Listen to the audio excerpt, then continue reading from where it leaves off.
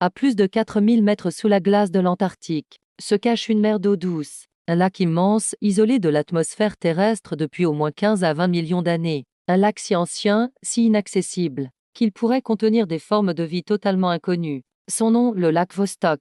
Découvert dans les années 1970 grâce à des relevés radars soviétiques, le lac Vostok est l'un des plus grands lacs subglaces du monde, 250 km de long, 50 km de large, et surtout totalement enfermé sous la calotte glaciaire antarctique. Pendant des décennies, ce lac est resté un mystère absolu. Mais en 1998, une équipe russe commence à forer la glace pour tenter d'y accéder.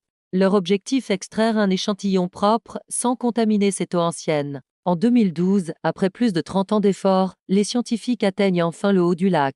Et là, tout change. Lorsqu'ils analysent les premières couches de glace reliées au lac, ils découvrent des micro-organismes étranges qui ne correspondent à rien de connu.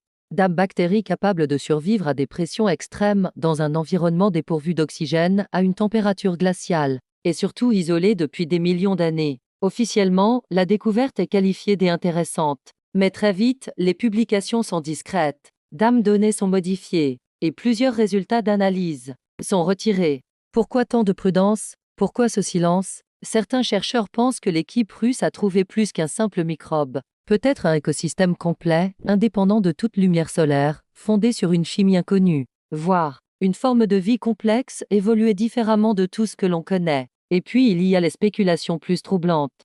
Certains évoquent l'existence d'une structure artificielle détectée par sonar sous la glace. D'autres parlent de bases secrètes établies par des puissances militaires dans la région, notamment après la signature du traité sur l'Antarctique qui interdit officiellement toute activité militaire sur le continent, mais dont certaines clauses restent floues et jamais vérifiées sur place. En 2001, un scientifique américain, Corey Goodwin, affirme que l'accès à certaines zones proches du lac Vostok aurait été interdit, même aux missions de recherche internationales. Un document interne de la NASA évoque brièvement un risque de biosphère inconnue.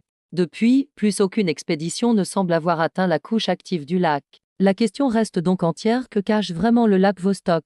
Un microbe perdu dans le froid? Ou une vérité biologique qui remettrait en question tout ce que nous pensons savoir sur la vie et sur l'histoire de notre planète?